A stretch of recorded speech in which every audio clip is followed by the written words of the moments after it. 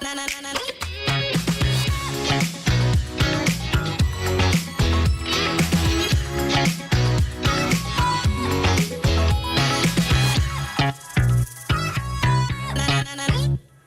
say you love your children above all else, and yet you are stealing their future in front of their very eyes.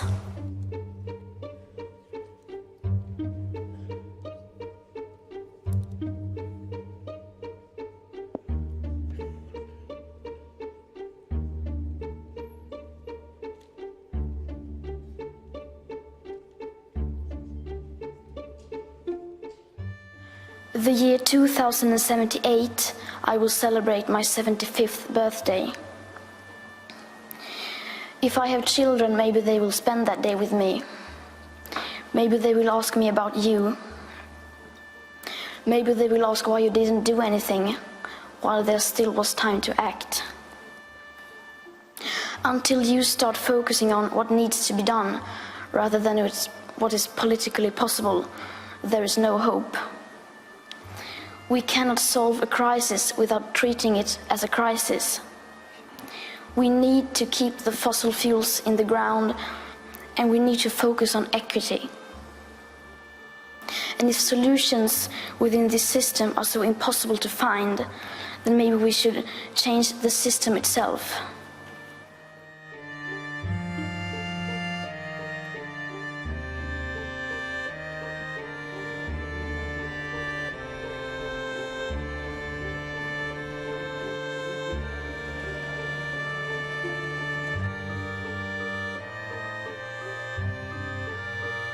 Merci au monde pour cette vidéo. L'intervention tellement choc, mais tellement sincère de Greta à l'ouverture de la COP 24. Bienvenue, Chantal Joanneau. Je ne vous présente pas les co-organisateurs de ces assises. J'ai pris des notes, comme vous. Je vous ai tous observé prendre des notes sur les propos du ministre que nous allons débriefer pendant une demi-heure avec vous quatre, si vous le voulez bien. Juste avant quand même, nous célébrons, nous fêtons peut-être les 20 ans de ces assises. Alors vous n'étiez pas tous au rendez-vous, vous n'étiez même pas au rendez-vous de ces premières années. Remettons-nous à l'époque. Dès la première année, ces assises ont connecté deux mots, mais deux mots tellement importants, sont plus que des mots, énergie et territoire. À l'époque, c'était presque incongru. Ils étaient 200 autour de ce sujet. C'est aujourd'hui une évidence et le ministre vient de le plaider et de le rappeler. Un fait qui vous a marqué, les co-organisateurs. Je vais aussi vous demander à vous. Nous vous invitons pendant cette courte pause. D'accord. À récupérer votre bon d'échange pour le dîner bord de mer de... Ah d'accord. D'accord. Ah, moi c'est carbonate flamand de frites s'il vous plaît. Voilà. Vous Arnaud Leroy, moule frites ce soir? Un poach. Connaisseur. Bien. Ils font les meilleurs là sur la Ligue. Vous verrez, ils font les meilleurs. Qu'est-ce que je disais? Oui. Non, mais c'est 20 ans. Un fait qui vous a marqué. Hein. Vous avez regardé. Je me suis amusé d'ailleurs à regarder les titres hein, de chacune des éditions. Un fait qui vous a marqué. On commence avec qui? Monsieur Leroy, allez-y. Moi, le fait qu'Hervé Pignon soit toujours là. Donc c'est le directeur de l'ADEME qui avait initié ça il y a 20 ans. Et moi, je suis ravi qu'il soit encore à mes côtés. À l'ADEME. Non, mais sérieusement, sur le fait, simplement le fait qu'il... Alors moi, je suis un ch'ti d'origine, donc je ne dis pas que j'ai connu ça, mais je me souviens de l'ambiance politique de l'époque, quand ça a été lancé. C'est ce que disait ce matin Patrice. C'est x12 en termes de participation, un impact, une réalité aujourd'hui... en termes de pouvoir pour les collectivités sur des sujets où elles étaient plutôt spectatrices, voire témoins à l'époque. Donc c'est ça, l'élément, et je pense que le fil rouge aussi de ces 20 éditions des assises. Donc moi c'est ça qui me marque quand je regarde un petit peu, parce que j'ai fait un peu quand même de devoir avant de venir, par rapport à l'évolution, simplement le thème, le titre des assises, comment tout ça se décante, les partenaires nouveaux, voilà, ça c'est l'élément marquant. C'est que c'est une dynamique. Une dynamique. On a ouvert le cercle. avec de nombreux acteurs qui sont tous là aujourd'hui. Anne-Valérie. Oui, un petit peu la même chose. Alors moi, je ne viens pas depuis 20 ans, mais depuis quelques années quand même. D'abord, je voudrais dire que ce qui est marquant et continu et pérenne, c'est l'accueil que nous avons à Dunkerque. Ça, je voudrais quand même souligner parce que c'est quand même la convivialité, la chaleur. Et puis je rajouterais, toi tu as parlé cuisine, moi je parlais du carnaval quand même. Ça a été très très marquant. Patrice Vergrit vous en a promis une séquence d'ici jeudi. Hein. Quand Bordeaux est rentré dans la ronde, et puis après le Grand Genève, on s'inquiétait beaucoup de savoir mais comment on va les recevoir, comment on va être à la hauteur. Alors plus sérieusement, moi je partage ce qui a été dit. L'élargissement, ça c'est vrai, le mot de transition qui a été rajouté, le mot d'assise européenne avec cette volonté d'élargissement qui s'est concrétisée un peu à Bordeaux, beaucoup au Grand Genève et puis on continue sur cette lancée bien sûr à Dunkerque. Le fait aussi, je pense que c'est important de le souligner et en réaction aux propos de Monsieur le Ministre aussi, c'est le fait qu'il y a une volonté, d'ailleurs on le voyait aussi dans le nuage de mots, oui. Cette volonté des collectivités que nous avons de nous engager. C'est vraiment la réalité, il y a une envie de nous engager, une réalité dans l'action aussi. L'innovation, je crois que c'est un mot qu'on n'a pas beaucoup prononcé. La capacité d'expérimenter à l'occasion des assises, c'est vrai que les territoires expérimentent beaucoup et que c'est l'occasion de montrer un peu ces solutions sur le terrain un peu de l'expérimentation. Et puis deux autres mots, le off, qui a été développé, ça c'est très important de faire participer au-delà même des institutionnels, des experts, des collectivités, entreprises. Ça c'est important également, voilà. Le ministre vous a dit, je compte sur le partenariat avec les élus locaux, on verra dans quelques instants à quelles conditions, selon vous. Un fait qui vous a marqué, Patrice Vergrit. Si on m'a tendu la perche sur le carnaval, non, je vais essayer d'être sérieux. Je suis d'accord avec tout ce qui a été dit, donc je ne vais pas le reprendre. J'ai envie d'en rajouter un, parce que moi, par exemple, dans le off, effectivement, c'est ce que j'aurais dit un peu spontanément. Je rajouterai le carrefour des métiers aussi, c'est ce que j'évoquais tout à l'heure en conférence de presse. Réussir à faire comprendre à un moment donné que la transition énergétique, la transition écologique, ce sont des métiers différents, voire plus de métiers à la sortie qu'avant. Je pense que c'est un élément aussi essentiel, montrer des carrières, montrer que tout ça est lié à l'emploi, mais de manière positive. Vous savez, on a un enjeu important tous ensemble, c'est de montrer que la transition énergétique, la transition écologique, c'est un avenir désirable. C'est quelque chose de positif pour les populations.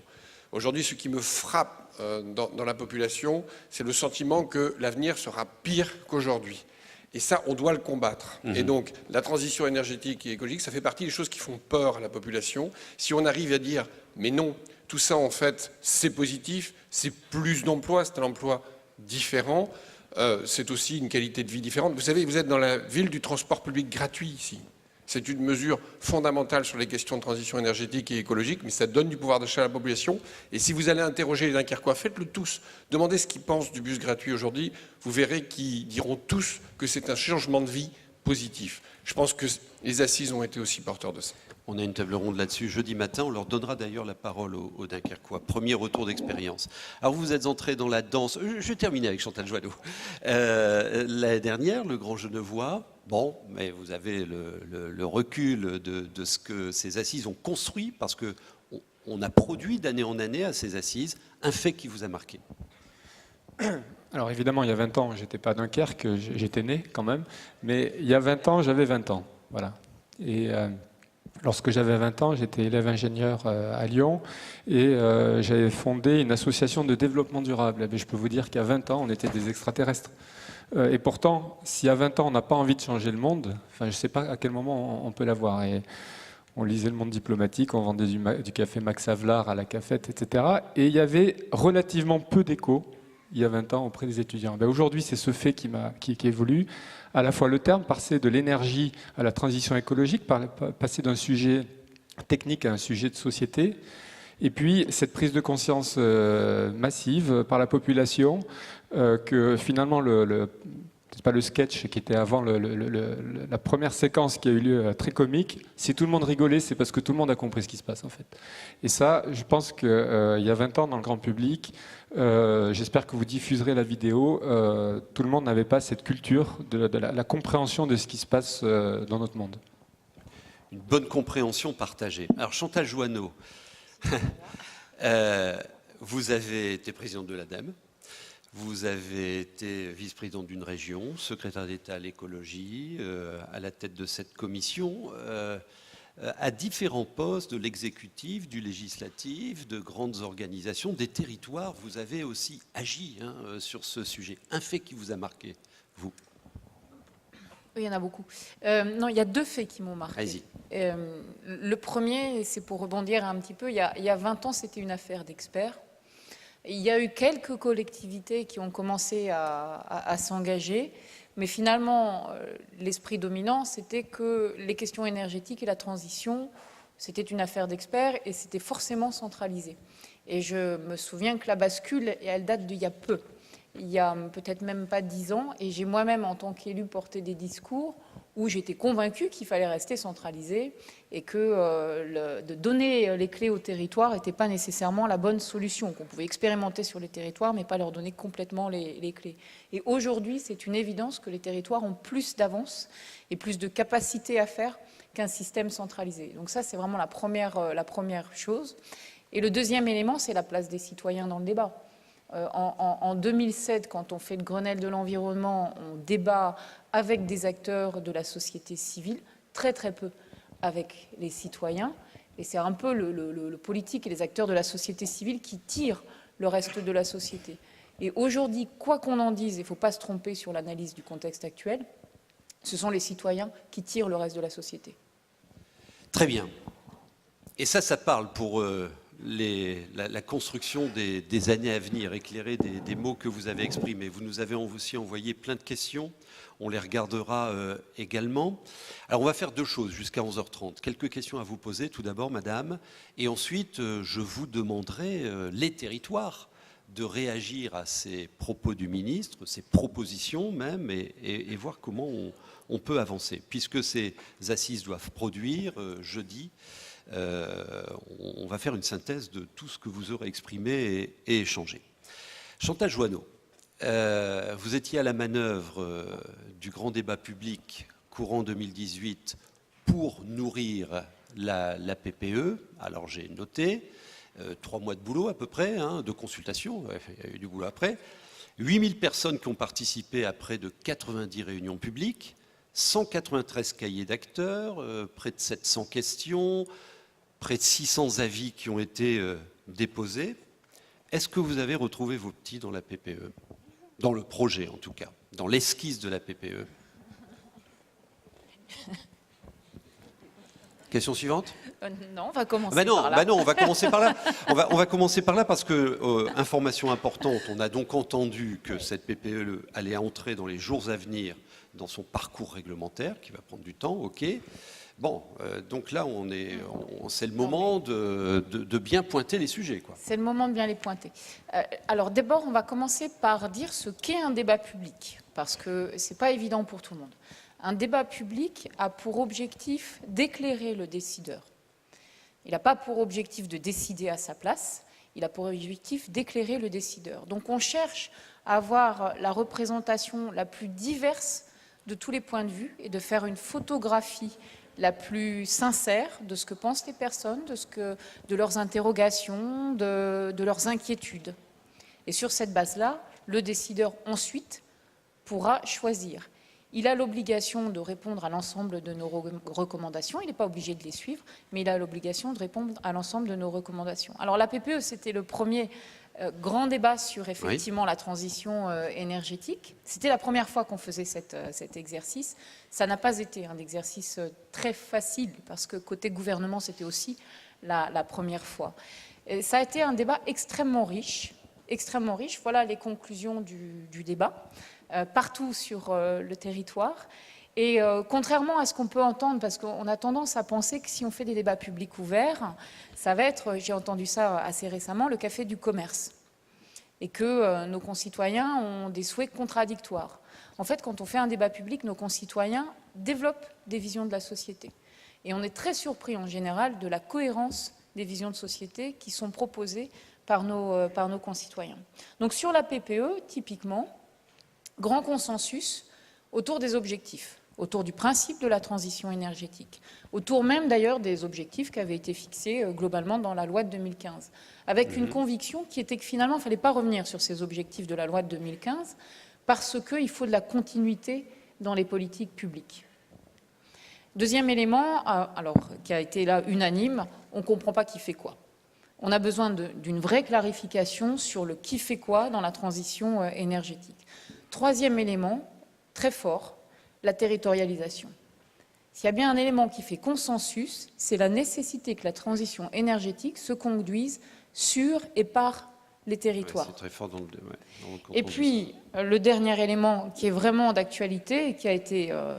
je vais juste vous lire une conclusion parce que je pense que c'est important. C'était la question de la justice sociale. La transition énergétique est vécue aujourd'hui comme une injustice sociale, avec le sentiment qu'elle n'est accessible qu'aux riches et qu'elle pénalise les plus pauvres.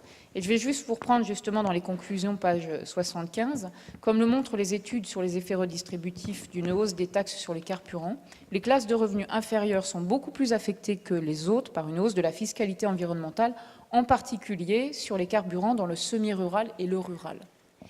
Et lors des conclusions en juin, la personne qui avait présidé ce débat, Jacques Archimbaud, a dit au Conseil économique et social et environnemental, il y a un risque de jacquerie fiscale. Donc le débat public a quand même cet intérêt d'éclairer le décideur et c'est dommage finalement qu'on ne l'ait pas entendu. C'est dommage qu'à l'époque on ne l'ait pas entendu et qu'on l'entende avec un peu de retard. Donc il y a eu dans la PPE, enfin dans ce débat public, on a fait une série de recommandations, on en a fait 35, dont certaines doivent intéresser les collectivités, puisqu'il y avait notamment la nécessité de répondre à la demande des collectivités de voir les taxes affectées et de leur donner beaucoup plus de liberté d'action dans ces différents domaines.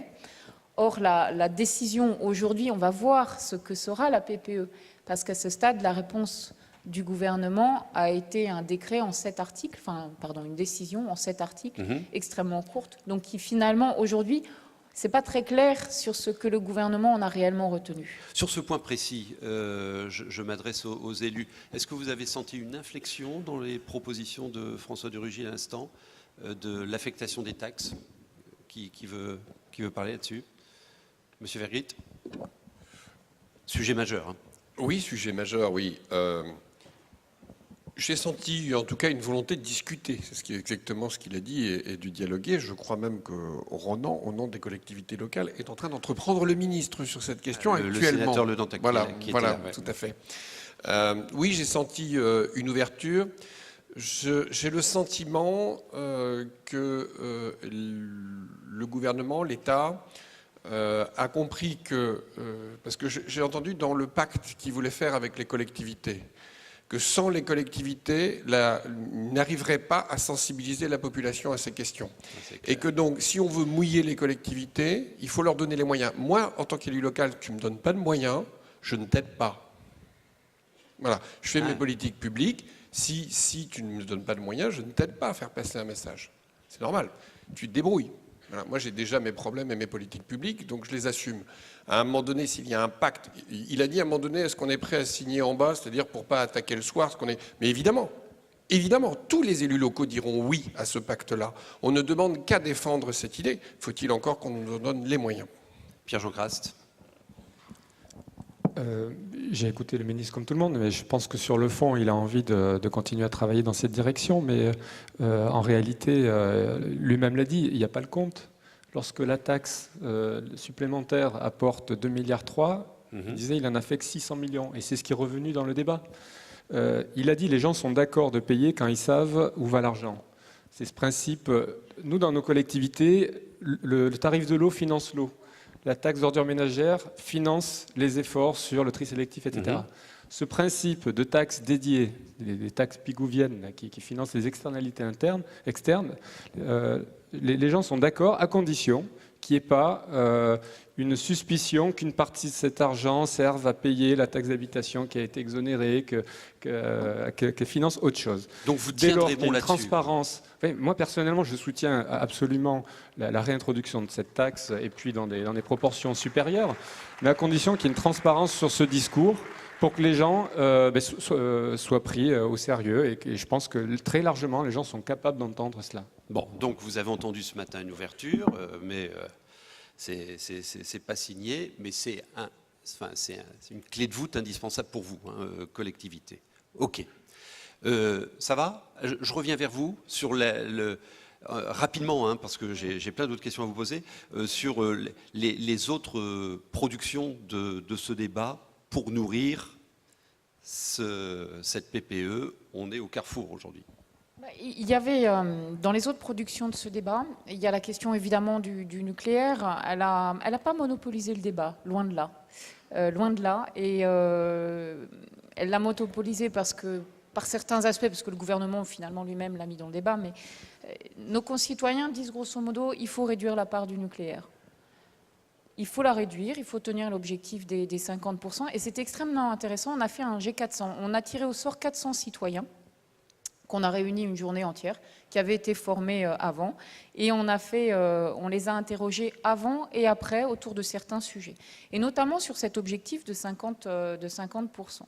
Ils ont été formés.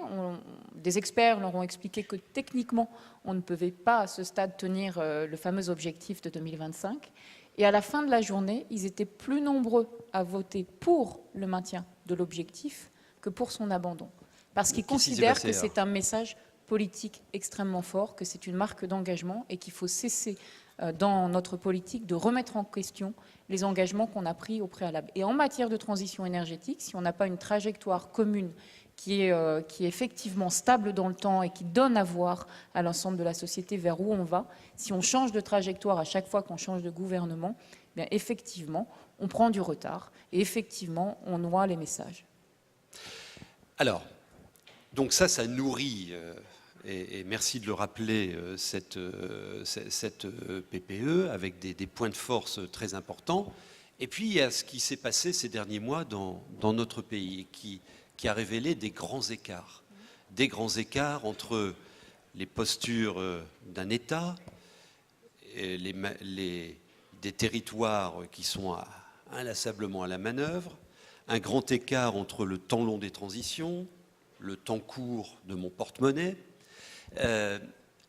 Comment vous avez vu les choses, vous perso? Je vais me poser la même question après à Arnaud Leroy sur ces incompréhensions. Le ministre nous a dit tout à l'heure, les gens sont tous OK sur les pourquoi, mais ils ne sont pas au rendez-vous des comment.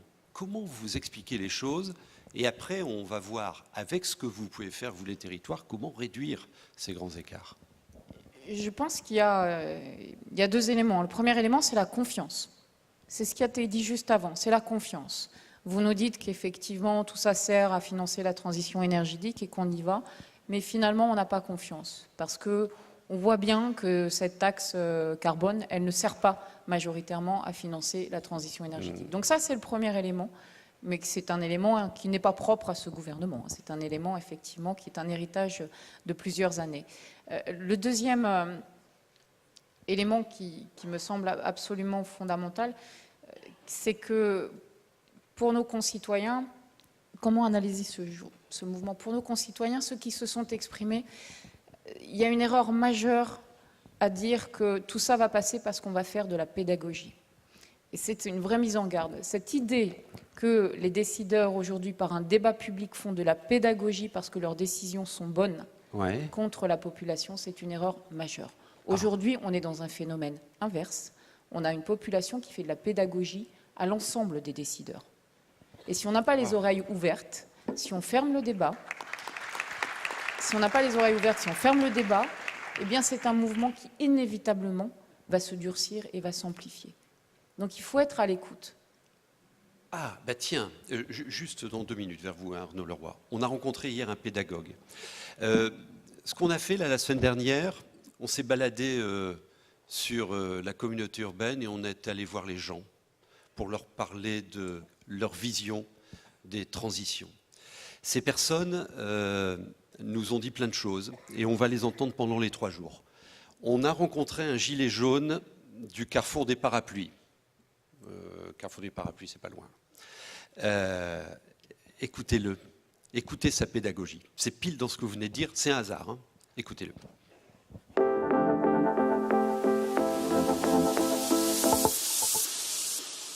Alors la transition énergétique pour moi c'est moins de consommation énergétique et une meilleure aussi consommation de tous les jours, quoi. Ça passe dans les ampoules mais aussi dans tout ce qu'on consomme en énergie, le mode de déplacement, la consommation alimentaire y compris. Je mange beaucoup moins de viande, on peut peut-être produire mieux, de meilleure qualité et moins. Je suis pas sorti pour le carburant, moi. Hein, au début, je suis parti pour ne pas laisser des idées extrémistes dans le mouvement. La hausse du carburant ne me gêne pas si on me laisse le pouvoir de payer ce carburant. Le carburant, c'est une énergie fossile, elle est vouée à augmenter. Donc, mais qu'on me donne les moyens de payer mon litre de gasoil à 2 €. Encore une fois, les gros paquebots, le kérosène, etc. ne sont pas forcément taxés, alors qu'on va taxer encore une fois le petit citoyen et les grosses compagnies qui, en plus, souvent ne payent pas d'impôts en France, etc.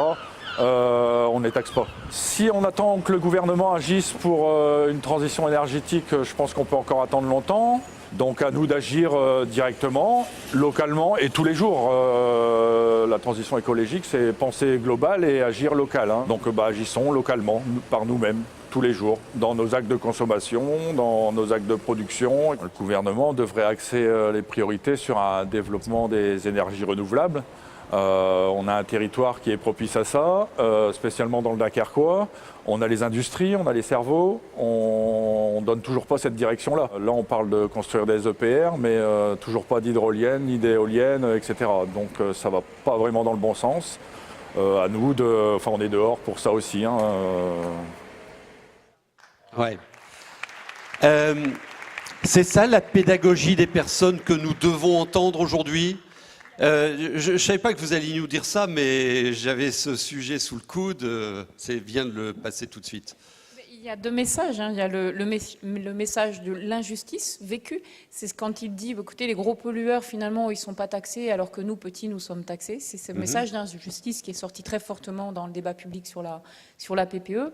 Et puis c'était très frappant. On a, nous, fait une analyse qualitative de tous les courriers qui avaient été envoyés par des personnes qui se disent gilets jaunes au gouvernement. Et toutes ces personnes disent... Écoutez-nous, parce que c'est une posture qui est développée vraiment dans leur argumentation, hein. Écoutez-nous, parce que comme simples citoyens, nous, on sait de quoi on parle, et donc on est plus légitime que vous à vous dire quoi faire. C'est frappant comme posture, c'est la première fois qu'on voit ça. Et ça va rester, c'est ancré, c'est profond. C'est la réalité de la société, on ne peut pas l'ignorer. l'ignorer. Nous, on sait, écoutez-nous. Arnaud Leroy. Moi, j'ai plusieurs observations. Il y a ce que vient de dire Chantal sur la confiance. Donc voilà, ça va au-delà de la transition écologique. Et moi, je parle de transition écologique et pas nécessairement de transition énergétique. Je pense qu'on est dans autre chose de beaucoup plus important, vital, urgent. Et que le portage politique est peut-être pas à la hauteur, et les discours, en tout cas l'action, de cette urgence. C'est un peu ça aussi, je pense, qui est... Et ce qu'on vit depuis plusieurs années, plusieurs décennies, la fameuse phrase, vous savez, c'est un monde qui finit, le nouveau, c'est pas encore ouvert. Voilà, on est exactement dans ça. Sauf que cette période dure trop longtemps. Et moi, ce que je retiens, donc certes, il y a des gilets jaunes, alors je ne sais pas combien ils sont, mais je retiens surtout qu'il y a 2 millions de Français qui se sont mobilisés sur Internet comme jamais pour faire une pétition pour le climat. Et moi, c'est à eux que je veux parler. Ça fait des années aussi qu'on dit, oui, les consommateurs... Oui, nous y sommes aujourd'hui, on a une capacité, on a une offre de consommation qui permet justement de combiner action pour la transition écologique et le fait aussi de se déplacer, tout ça correctement. Donc voilà, je pense qu'il faut aussi qu'on articule l'offre, en tout cas d'action, par rapport à l'urgence, du côté vital. C'est ça dont on parle. Moi, c'est ça qui me sidère parfois quand j'entends, et j'ai lu les mêmes déclarations que le ministre, pour certains, comme quoi la transition serait peut-être trop rapide. Mais moi, ce que j'ai en tête, jeune papa, c'est que mes enfants vivront un monde dans lequel je ne suis même pas sûr de pouvoir leur garantir la démocratie. C'est ça le sujet. Et c'est ça qu'il faut aussi qu'on installe. Et là, je pense que les politiques ont un rôle important à jouer. Ce n'est pas du tout du catastrophisme, ce n'est pas ça dont on parle. Mais on ne peut plus, et on ne doit pas, en tout cas c'est ma position en tant que président de l'ADEME, porter la transition écologique comme si c'était simplement un débat, un énième débat budgétaire ou un énième débat qui nous permettrait de construire 2-3 équipements. C'est pas ça le sujet. On doit écrire et construire une nouvelle société dans un laps de temps qui est connu, c'est 2050. Donc vous voyez quand même la marge. Donc moi, l'ensemble des partenariats qu'on peut nouer avec l'ADEME, avec les collectivités, on a toujours été auprès des collectivités, je l'ai dit lorsqu'on s'était vu au World Forum aussi, notamment sur cette problématique de donner les moyens financiers de par la taxation carbone aux collectivités pour agir. Parce qu'on voit très bien, et on parlait tout à l'heure du biogaz ou la collecte des déchets verts, la méthanisation, tout ça c'est des sujets locaux.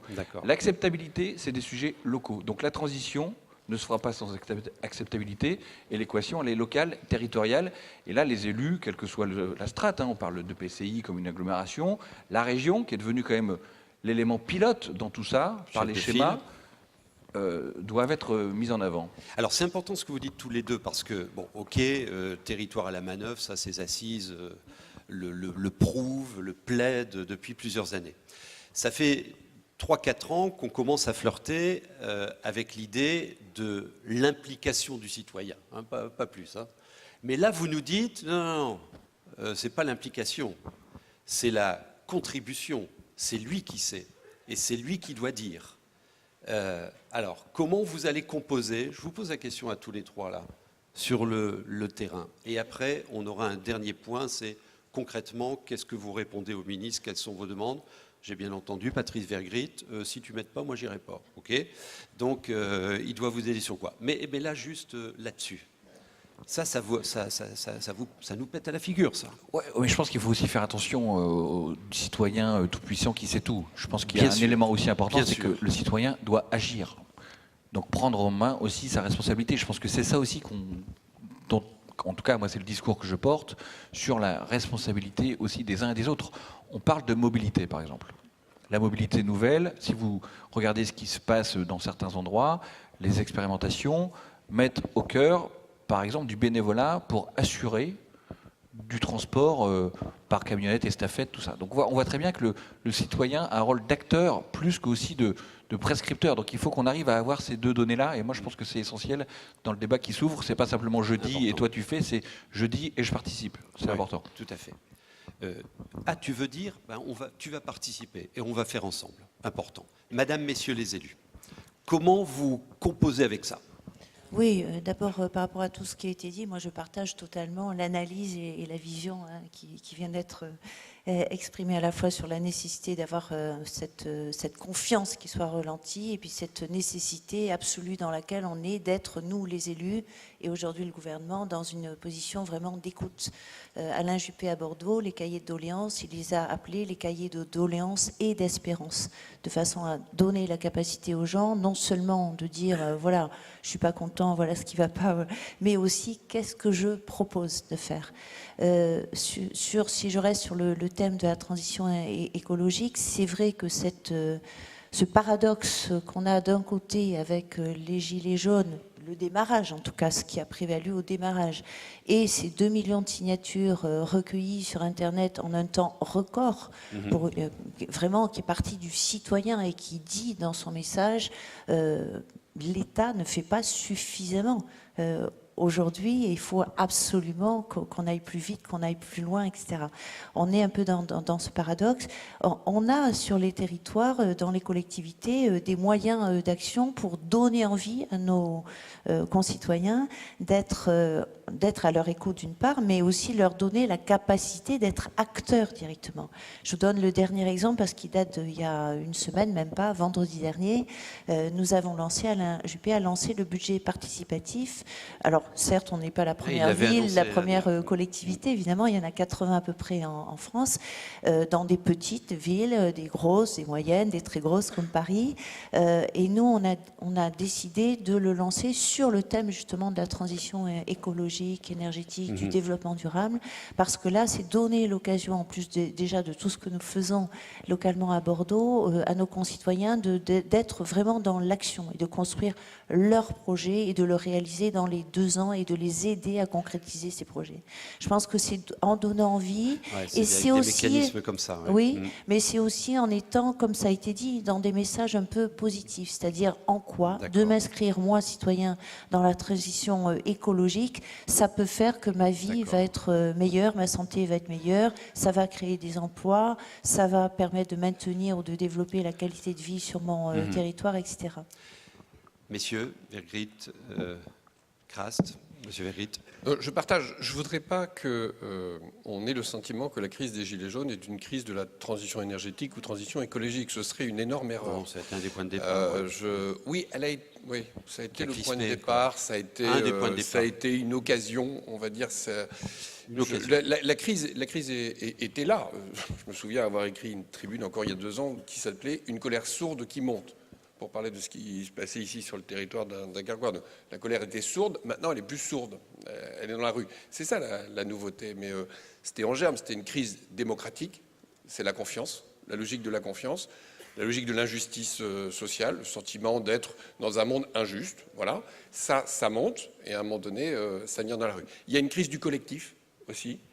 On en parlait en aparté, cette difficulté qu'on a finalement à emmener l'ensemble de la population vers une ambition collective. Il y a quand même un repli sur la position individuelle, et ça on le sent dans toutes les sociétés. Les réseaux sociaux ne nous ont pas aidés là-dessus, hein. C'est clair que ça ne nourrit pas du collectif. Et donc je pense qu'on a ce double défi là. C'est-à-dire comment redonner de la confiance en le politique, ce qui a été dit, et comment reconstruire du collectif. Je vais illustrer ce qui a été dit sur la visibilité des taxes. Finalement, au cours de ce mandat, la communauté urbaine de Dunkerque aura augmenté la fiscalité. Ça s'appelle la GEMAPI, Gestion des milieux aquatiques et prévention des inondations. On a augmenté la fiscalité. Il n'y a pas eu un mot. Il n'y a pas eu un mot dans l'agglomération. Pourquoi ? Parce qu'ici, on a la conscience de la vulnérabilité qu'on a vis-à-vis de la submersion marine et les inondations. Les personnes savaient pourquoi elles contribuaient. Et donc, il n'y a pas de souci. Les gens sont d'accord, évidemment, pour se prémunir contre la submersion marine et les inondations. Ouais, ils ont compris la pourquoi. visibilité est 100%, effectivement, de la taxe y allait. Voilà. Ça a effectivement permis de mettre une taxe claire, visible. Ce n'est pas le cas, effectivement, de la taxe carbone. C'est pour ça que ça a réagi. Pierre-Jean Crast. Alors, ce qui est particulièrement intéressant dans ce témoignage, c'est qu'il y a plusieurs catégories de revendications et même de gilets jaunes. Il y a 3 millions de chômeurs, 9 millions de personnes qui vivent sous le seuil de pauvreté en France. Donc des gens qui potentiellement peuvent dire « j'ai besoin de plus pour moi », il y en a beaucoup. Et en revanche, des gens, vous parlez du collectif, qui arrivent à se projeter en disant ce que l'on souhaite par ces revendications, c'est mettre en place un projet de société qui agit sur la confiance, sur la justice, faire en sorte que les principaux pollueurs financent, s'inscrire dans un projet de société. Ça, c'est une revendication que je ressens. Et si je me permets d'apporter le témoignage des collègues de Genevois, qui est suisse, qui sont sur des votations, eh bien, la loi de trajectoire énergétique avec les centrales nucléaires, etc., ça a été soumis à une votation, comme tout un tas de sujets de société. Ce qui fait que, plutôt que de penser pour soi, alors il se trouve que moi, personnellement, j'ai la chance d'avoir un travail, ma femme, etc. Lorsque je vote, je n'agis pas, je n'attends rien de l'État pour moi. Je vote, j'ai cette chance de voter pour ce qui va être bon pour l'ensemble de la société. Eh bien, les Suisses, justement, par cette culture, cette maturité du débat, arrivent à se projeter à la fois pour eux et pour les autres. Et donc, à travers cette crise des Gilets jaunes, la crise de la démocratie, d'une certaine manière, il faut que l'on arrive à faire confiance aux gens, pas être dans cette logique que vous l'évoquiez, où on explique, ceux qui ont raison expliquent à ceux qui ont tort, hein, faire de la pédagogie. Je crois qu'on pourrait tous dire cette phrase, j'ai pas de temps à perdre avec ceux qui ont tort quand je suis sûr d'avoir raison. Eh bien, Vous ça, la faites là ? Je n'ai pas de temps à perdre avec ceux qui ont tort quand je suis sûr d'avoir raison. Mais ça, c'est typiquement, je pense, une idée française où on n'a pas l'habitude d'être dans un compromis et à accepter d'avoir tort et justement de faire progresser. Alors, juste un point qui me semble important par rapport aux attentes des Gilets jaunes et la position de l'État. Tant que on est en train de basculer donc d'une logique de l'énergie à une logique de plan de société, on est en train de corriger ce que le facteur prix a mis en place depuis l'économie de marché par le prix a mis en place.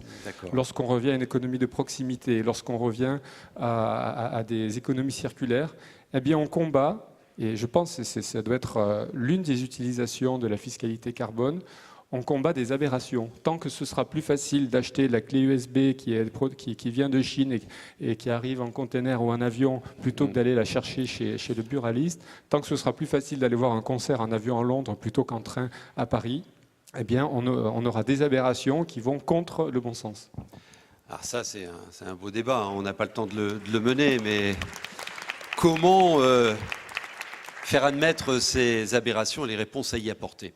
On est terriblement en retard, hein, avec les discours et tout ça, mais bon, c'est important.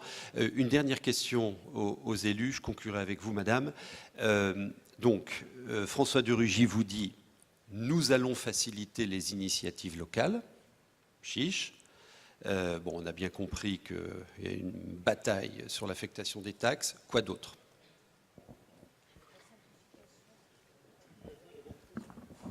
Oui, ce qu'on disait en aparté un peu tout à l'heure entre nous, c'est même si Monsieur le ministre a annoncé d'ailleurs quelques mesures, si j'ai bien compris, qui allaient tomber ou qui venaient de tomber, on attend localement, quand on construit un projet par exemple de réseau de chaleur urbain, c'est 5 ans. Voilà, donc on attend que les délais puissent être raccourcis, que les procédures puissent être simplifiées. Et enfin, mais ça résume tout ce qu'on vient de dire, qu'une partie, en effet, de cette fiscalité soit affectée à la transition énergétique sur nos territoires. Et on avait fait, il y a des mois, à plusieurs collectifs, collectivités, associations, des propositions dans ce sens extrêmement concrètes, à la fois pour financer les PCEAT et pour financer le volet de la transition climatique, énergétique et écologique des SRADET pour les régions. Très bien. Patrice Vergrit. Il y aurait beaucoup à dire sur le rôle de l'État par rapport aux collectivités locales. Oui, déjà, effectivement, des moyens. Ce que je disais tout à l'heure par « on ne vous aide pas », c'est évidemment dans la logique du pacte politique. Bien entendu, c'est en ce sens-là que j'entendais. Effectivement, les collectivités demandent aussi un droit à l'expérimentation parce qu'il y a des choses aujourd'hui qui nous bloquent et je pense qu'on doit aller plus loin en la matière. Regardez, et puis je pense qu'on attend aussi une politique d'aménagement du territoire en cohérence avec les objectifs de transition écologique et transition énergétique. Vous savez par exemple que les territoires qui ont perdu le plus de dotations de l'État au cours des 20 dernières années sont les territoires industriels, là où on a le plus besoin de moyens et d'investissements pour accompagner les mutations industrielles dans la question de la transition énergétique. Est-ce que c'est une politique d'aménagement du territoire, ça? Non. De la même manière, ça a été évoqué, les aberrations qui ont été évoquées tout à l'heure, plus facile, vous avez pris le concert à Londres ou le théâtre à Paris. Mais il y a pire. Il y a la production de l'aluminium totalement décarboné en France et ce qui vient de Chine. Et ce qu'on demande aussi, c'est que l'État, à l'échelle, au niveau européen bien entendu, soit le garant d'un juste échange qui ne pénalise pas les économies qui sont justement vertueuses en la matière pour être profitables à des économies qui le sont moins. Donc on attend beaucoup, on attend un État régulateur, on attend un État qui puisse effectivement aider les collectivités locales à aller plus loin en matière d'expérimentation, pas simplement en termes de moyens, mais aussi en termes de réglementation. On attend aussi un État avec une vraie politique d'aménagement du territoire au service d'une ambition collective qui aille plus loin que voilà, le simple financement. Pierre-Jean Crast.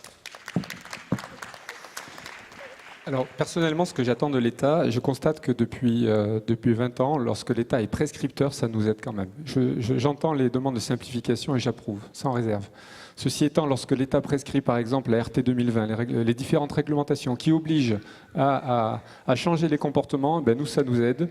Dans un certain nombre de discours, l'initiative privée ne peut pas tout résoudre. Et par la réglementation, on peut arriver à faire évoluer les choses.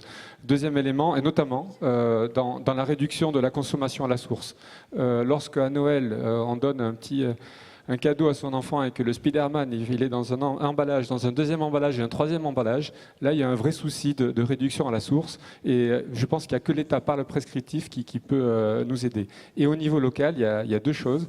La mise en œuvre, elle est locale parce que l'intelligence, non pas que le centralisé soit pas intelligent, mais le lien entre les opportunités, elles se font localement, et donc il faut renforcer ces moyens-là, et aussi dans une logique de solidarité entre les territoires, parce qu'on parle du jour du dépassement qui est au mois d'août à l'échelle de la planète, il est probablement au printemps à l'échelle de la France, et je pense que dans les grandes métropoles, on est avec le niveau de consommation, on est au mois de janvier ou au mois de février. Et donc les métropoles sont en dette vis-à-vis des territoires ruraux qui, par la production d'énergie, alimentent la consommation des autres. Et donc l'État, de ce point de vue, on a entendu parler de solidarité, par la fiscalité, doit contribuer aussi à cet équilibrage entre les métropoles qui ont les moyens de grands projets, etc., du rural qui a probablement moins de moyens. Chantal Joanneau, je crois que les organisateurs de ces assises publieront à l'issue des assises, jeudi, une lettre, une plateforme. Je suppose qu'on y retrouvera ce que vous avez exprimé, affectation des taxes, simplifier les choses, réduction des délais, droit à l'expérimentation, ok. Aménager, on parle d'urbanisme, les territoires en cohérence avec l'énergie, et vous venez d'en rajouter une couche sur les métropoles, un État régulateur et aussi prescripteur, exemple, le sujet de la réduction à la source.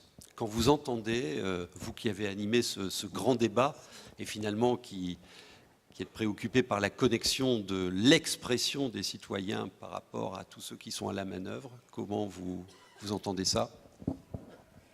Il y a une très grande convergence entre ce qui est exprimé ici. Alors peut-être qu'il peut y avoir des divergences sur jusqu'où l'État doit-il être prescripteur. Ça c'est une évidence, parce que dans la prescription, il y a toujours des effets pervers. Mais le sentiment quand même qui domine, c'est que il faut lâcher la bride au territoire. On a entendu cette expression que je trouve très juste récemment, les élus locaux sont à portée de claque. Bon, il y avait une autre expression, c'était un peu plus imagé.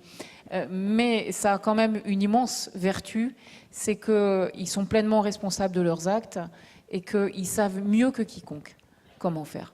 Et donc ça, c'est la première des choses. Il faut lâcher la bride au territoire, faire confiance aux élus locaux.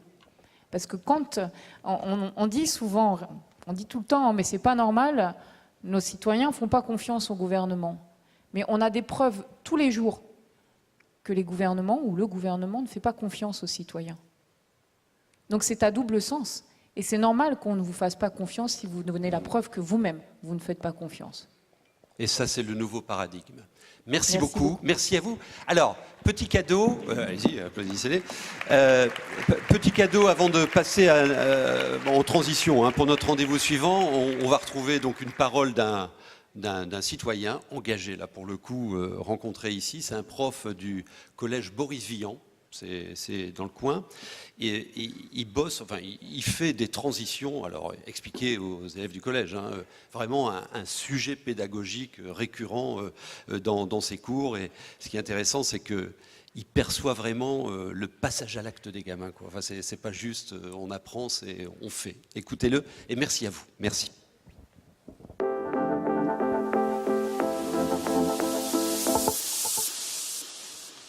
La transition énergétique est fondamentale pour les générations futures. En tant qu'enseignant, forcément, on est plusieurs membres de cette équipe au Collège Boris Vian à travailler sur la sensibilisation de comment garder les sources d'énergie sans les gaspiller pour pouvoir donner à nos jeunes et qui deviendront adultes puis grands-parents les mêmes ressources que nous avons nous, sans les gaspiller. Le gaspillage me paraît un élément essentiel. Au Collège Boris Vian de Clercq-Branche, on développe les projets européens et les projets Erasmus depuis 2000. Donc ça fait depuis très longtemps qu'on est sensible dans notre collège à éduquer les jeunes, à ne pas gaspiller, à garder les produits aussi de saison, par exemple. Et là, nous avons déposé un dossier comme coordinateur et nous travaillons cette année avec la Grèce, avec la Roumanie, avec l'Italie. Et donc le projet s'appelle ABC2D. En fait, c'est l'analyse de la biodiversité et des cultures pour un meilleur développement durable. Et on essaye de faire le lien d'un point de vue pédagogique entre la biodiversité et les identités culturelles. Et nos jeunes âgés de 12 et 13 ans vont partir à l'étranger pour découvrir les différents problèmes qu'ils vivent là-bas sur le développement durable et sur la biodiversité par le subterfuge des calligrammes en français, de ramassage de bouchons en éducation civique, de danse sur les problèmes écologiques comme le vent, la tempête. Ce sont des subterfuges qui marchent très bien auprès des élèves et ils sont très motivés. Le fait de rencontrer d'autres jeunes étrangers et de partager leurs expériences est aussi quelque chose qui donne une dimension supérieure et qui les intéresse beaucoup plus puisqu'ils sont acteurs avec des étrangers, parfois dans des langues étrangères, et ils se rendent compte que la problématique, elle n'existe pas que chez nous, mais que c'est bien un problème fondamental européen, mondial, et qu'il faut s'y pencher sérieusement dans les années à venir. Il est top ce prof, vous pouvez l'applaudir. Du collège Boris Vian.